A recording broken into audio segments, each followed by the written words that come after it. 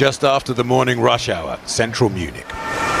Scenes that pour fuel on Germany's political disputes over immigration, with the far right soaring in the polls, ahead of the most significant general election since reunification.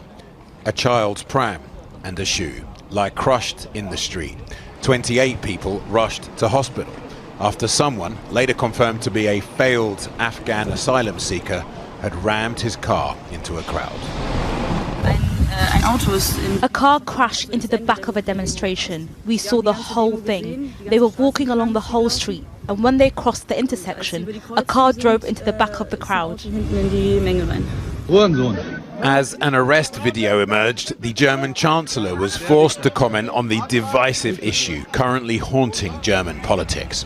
The alleged attacker, who'd come to Germany as an unaccompanied minor, reportedly had his asylum application rejected nearly a decade ago. So why was he still in the country? This perpetrator cannot count on any leniency. He must be punished and he must leave the country. He'd also reportedly been in trouble with the police for drugs and theft, but whether he was operating alone or part of a group isn't yet known. At the moment, we can neither rule out nor confirm other perpetrators. There are no leads at the moment. The background is currently being investigated. There have been several lethal attacks by newcomers to Germany in the last few years. 6 died when a Saudi man drove into a Christmas market in Magdeburg. Okay, the Saudi man was literally an anti-Islam AfD supporter and was not a newcomer to Germany. That's crazy. This, of course, is going to absolutely ignite the same fear-mongering that already existed, which is truly beneficial for AfD's purposes in general. He turned out to be a far-right anti-Islam activist who'd renounced his faith. Still, Germany's insurgent far-right party, the AfD, say these acts of extreme violence are precisely why their controversial policy of re-migration is so popular. The AfD leader, Alice Weidel, who's been courting support from Hungarian hardliner Viktor Orban, today repeated her Trumpian demands for mass deportations to reverse the immigration started by Angela Merkel in 2015. Meine Pflichten. The AfD... It's crazy because I said this yesterday. Like I just said, everyone in Western Europe has made fun of Viktor Orban, and every single country is going to have little Viktor Orbans prop up left and right. Terrifying predicament. What should Germans do about the terror attacks? I mean, it's always the same. Violence is violence, chatter. You address the needs of the population. That's it. Unless you're asking that question because you personally think that like there is something different to the Islamic style violence that's taken place or some, you know? Contrary to the initial information, the suspect had a residence and work permit. This was reported in German media at 8:17. This deportation agitation in German media was completely off the rails today. Yeah. I mean, it makes sense because it plays a role in propping up the most like right-wing positions possible. The media loves hitting the panic drums. Social Democrats have failed to fight fascism. In many cases, helped accelerate it while being the most smug, out-of-touch people on the planet. Yeah. They are currently polling second, but are unlikely to assume power as Germany's main parties refuse to work with them. Meanwhile, to Munich enter US Vice President J.D. Vance and a multitude of other world leaders for the Global Security Conference. On the agenda, Russia, the Middle East, and much more. But today's carnage provokes more immediate questions, for it also emerged this afternoon that police had foiled an attempted bomb attack on an asylum shelter near Dresden by someone described as a German national. How will today's events affect the election in 10 days' time? This article confirms the misinfo before and explains more. Please read so people know chatter was right. Summary at the top. Germany, Munich car attack injures 30, suspect detained. At least 30 people were injured after a car drove into a trade union march in Munich. Chancellor Olaf Scholz has called for the suspect, an Afghan national legally in Germany, to be deported. Police say the suspected perpetrator, an Afghan national, was detained at the scene German Chancellor Olaf Scholz has called for the suspect to be deported. Opposition leader Friedrich Merz said something has to change. The Taliban say they are prepared to cooperate on deportations in return for consular presence in Germany. Contrary to earlier reports, Bavarian ministers have said that the suspect was not subject to deportation and was in possession of a valid residency permit. Weidel says under the AfD, the man wouldn't have been here in the first place.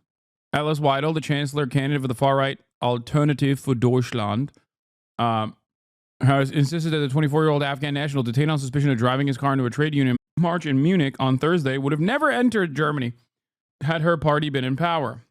Weidel placed the blame for the incident at the door of the Bavarian premier, Markus Söder, saying the question which politicians need to face, especially Söder, is what was the man even doing here? These guys, I think, get so horny anytime an instance of mass violence occurs. They're like, oh, hell yeah, it's time. It's time to use this as our opportunity. Why didn't the media cover the Swedish mass shooter? Because he was white. The media did cover it. But just briefly. And unfortunately, the reality of the matter is that right-wing sentiment is what dominates polite discourse and just discourse in general. Yeah. When it's a far-right white guy doing an act of terror, then it's like, oh, well, it's a lone wolf. Why are you politicizing this? There's nothing to be said about the right-wing radicalization. When it's a random Muslim person, okay, or an Afghan refugee, they're like, oh, this is how they all are. Notice that nobody says this is how they all are about white people, obviously, because that's not the case. Just like that's not the case for the millions of Muslim refugees that work and live normal lives in Germany every single day, in spite of the anti-Islam sentiment that you hear from many German politicians. Don't spread misinfo. There's no known agenda yet. The Deutsche Welle article is misleading. He doesn't have permanent residency. In fact, his asylum application got rejected at first. He had a restricted residency, and he was only allowed to stay by formality because they didn't decide whether they will extend his residency. Yeah. The Swedish fellow disappeared from the news. Yeah. The initial coverage also had like photos of like a random Arab-looking person too. And then, yeah, when they realized the dude was white, they were like, okay, never mind, my B. Sorry about that. Anyway, I'm not saying this is like there is a intrinsic quality to violence that only impacts like white people or some shit. I'm not saying that at all.